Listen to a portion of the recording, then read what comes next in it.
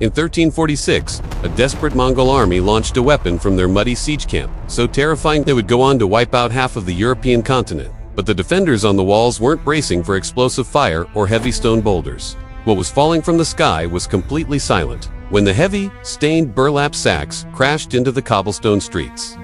The soldiers realized with absolute horror that the Mongol army wasn't trying to break the walls. Months earlier, the massive Mongol siege of Caffa had ground to a complete halt, not because of the city's defenses, but because a mysterious, invisible enemy was quietly wiping out the Mongol camp. The Black Death had arrived. Thousands of their elite warriors were dropping dead daily in the mud from a sickness they couldn't fight or understand. The siege was mathematically lost, but the commanding general refused to retreat without punishing the city.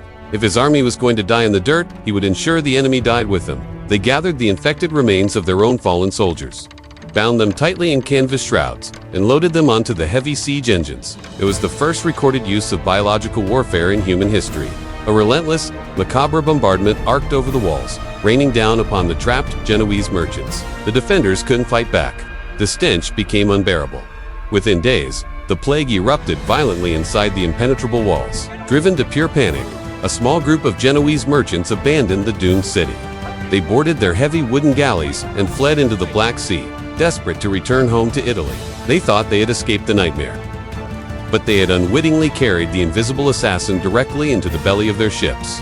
In October 1347, those same ships drifted silently into the harbor of Messina, Sicily.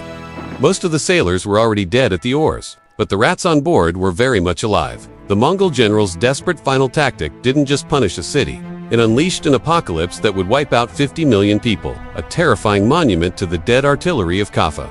It proved that the deadliest weapons in human history aren't forged from iron. They are born in the dark, leaving only silence in their wake. Subscribe for more cinematic history.